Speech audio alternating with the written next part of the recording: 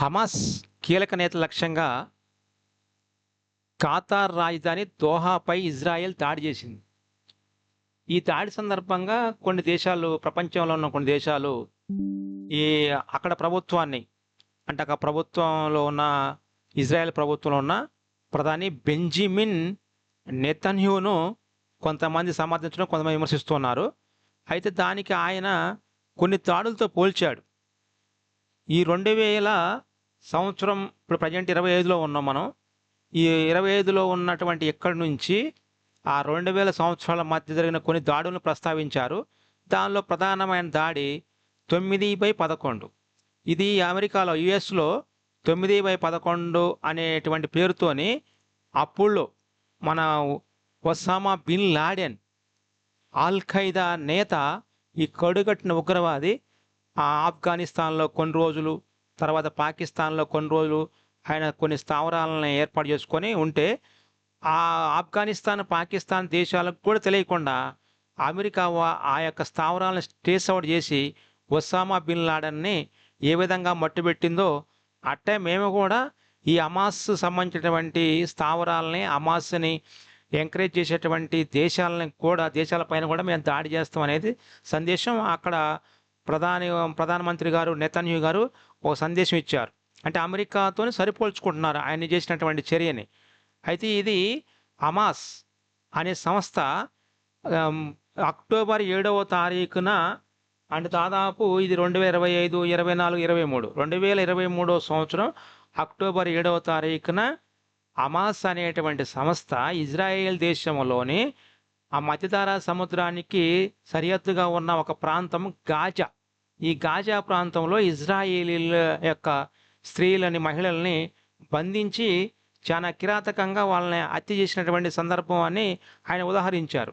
అయితే దీంతో పాటుగా మనం తేల్చుకోవాల్సింది ఏంటంటే, ఈ ఖతార్ అనే దానికి క్యాపిటల్గా దోహా ఉంటే, ఈ దోహాలో హమాస్ నేతలతోని యుఎస్ కొన్ని ప్రతిపాదన చేసింది. ఆ యుఎస్ ప్రతిపాదన మేరకు ఈ కాల్పుల విరమణ ఎలా చేసుకుందాం ఏంటి అనే దాని గురించి హమాస్ నేతల్ని పిలిచారు. అంటే కాల్పుల విరమణకు సంబంధించి యునైటెడ్ స్టేట్స్ వాళ్ళు కొన్ని ప్రతిపాదనలు తీసుకొస్తే, ఆ ప్రతిపాదన ప్రకారము ఈ హమాస్ నేతలు, యుఎస్ నేతలు కొంతమంది కలిసి ఆ చర్చలు జరుపుతున్నారు. ఆ చర్చలు జరిపే క్రమంలోనే ఇజ్రాయెల్ వైమానిక దాడులు పాల్పడింది. ఈ దాడుల్లోని ఎవరు ప్రాణాలు కోల్పోలేదే కానీ ఈ దాడిని మాత్రం ఖతార్ తమ దేశం పైన దాడి చేసినందుకు తీవ్రంగా వ్యతిరేకిస్తుంది. దీంతోపాటు కొన్ని దేశాలు కూడా, భారతదేశం కూడా విమర్శించింది. అయితే ఇది ఇక్కడ మనం తెలుసుకోవాల్సింది ఏంటంటే, రష్యా పైన, ఉక్రెయిన్ పైన కూడా రష్యా దాడి చేస్తుంది, రష్యా పైన ఉక్రెయిన్ దాడి చేస్తుంది. అయితే రష్యా పైన ఉక్రెయిన్ దాడి చేసేది కంటే ముందే ఆ రష్యా ఉక్రెయిన్ పైన 2022 ఫిబ్రవరి 24వ తారీఖున ప్రారంభించి దాడుల్ని ప్రజెంట్ ఇంకా కొనసాగిస్తూనే ఉంది. అదేవిధంగా 26/11 దాడులు ఉంటాయి, ఉగ్రదాడులు. అది ముంబైలో జరిగినాయి. మన 2008 సంవత్సరంలో, 2008 సంవత్సరంలో నవంబర్ మాసంలో 26వ తారీఖు నుంచి 27, 28, 29 ఈయన వరుసగా 4 రోజుల పాటు అప్పుడు తాజ్ హోటల్, ఛత్రపతి శివాజీ టెర్మినల్, ఇంకా కొన్ని ముఖ్య ప్రాంతాల్లోని చాలా చాలా పీపుల్స్ని, అంటే ఉన్నటువంటి కొంతమంది ఇతర దేశాల యొక్క పీపుల్స్ను కూడా ఉగ్రవాదులు, అప్పుల్లో ఉన్న ఉగ్రవాదులు, లష్కర్-ఏ-తోయిబా ఉగ్రవాద సంస్థ వాళ్ళు ఈ దాడులకు పాల్పడ్డారు. దీనిపైన అప్పుడులోని ముంబై పోలీస్ కమిషనర్గా పనిచేసినటువంటి ఆసన్ గఫూర్ సరిగా పనిచేయకపోవడం వల్ల 26, 24, 26 నుంచి 29 వరకు 4 రోజుల పాటు ఈ దాడులు కొనసాగిని అని చెప్పి ఇప్పుడు ఉన్నటువంటి ప్రభుత్వము ఆ ఆసన్ గఫూర్పై ఒక కమిషన్ వేసింది. ఆ కమిషన్ పేరు ఏంటంటే రామ్ ప్రధాన్ కమిషన్.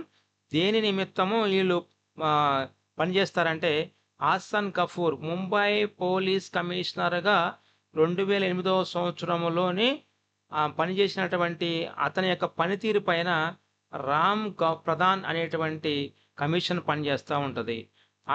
అదేవిధంగా మనం ఈ యొక్క నెతన్యాహు అనే ప్రధానమంత్రి, ఇజ్రాయెల్ ప్రధానమంత్రి ఉటంకించిన ఇంకొక విషయం ఏంటంటే ఇజ్రాయెల్ పైన హమాస్ దాడి 2003 సంవత్సరం అక్టోబర్ 7వ తారీఖున మొదలుపెట్టి ఇంకా ఇంకా ఇంకా మా దేశం పైన చేస్తూనే ఉందనేది ఆయన వాదన. అట్లా ఉక్రెయిన్ పైన రష్యా దాడి 24 ఫిబ్రవరి 2022 నుంచి సాగుతూనే ఉంది అనేది వాళ్ళు చెప్తున్నారు. అంటే ఈ 3 దాడుల్ని మనం తీసుకోవాలి. 9/11 అంటేనేమో ఆల్ ఖైదా యుఎస్ఏ పైన యుఎస్లోని పెంటగాన్ అనేటువంటి టవర్స్ పైన దాడి చేస్తుంది. 26/11 దాడులు అంటే ముంబైలోని లష్కరే తోయిబా వాళ్ళు దాడి చేస్తారు. అంటే 24 ఫిబ్రవరి 2022 అంటే ఉక్రెయిన్పై రష్యా దాడి. అక్టోబర్ 7, 2023 అని అంటే ఇజ్రాయెల్ పైన హమాస్ దాడి. ఈ ఖతార్ రాజధాని దోహా పైన ఇజ్రాయేలు దాడి చేయడానికి ప్రధాన లక్ష్యం ఏంటంటే హమాస్ కీలక నేతలు మొత్తం అంతం కావాలి. ఈ హమాస్ కీలక నేతల మొత్తం అంతం కావాలనేది కాన్సెప్ట్ మీద, మెయిన్ లక్ష్యం మీద వీళ్ళు దాడి చేశారు. అలాగనే ఇప్పుడు ఖతార్ అనే దేశానికి సరిహద్దులు కూడా చూసుకుందాం. ఇది మిడిల్ ఈస్ట్ దేశం. ఈ మిడిల్ ఈస్ట్లోని పర్షియా గల్ఫ్లోని ఒక దేశం, ఒక ద్వీపం అనటానికంటే ద్వీప కల్పం ఇది. 3 వైపులా వాటర్ ఉంటాయి. ఒకవైపు మాత్రమే సౌదీ అరేబియా దేశానికి సరిహద్దుగా ఉంటుంది. ఒకవైపు సౌదీ అరేబియా దేశానికి సరిహద్దుగా ఉండి మిడిల్ ఈస్ట్లోనే మిగతా మొత్తం పర్షియన్ గల్ఫ్లోనే ఉన్నటువంటి ఒక ద్వీప కల్ప దేశాన్ని ఖతార్ అంటాం. Okay, thank you. Subscribe my channel, share.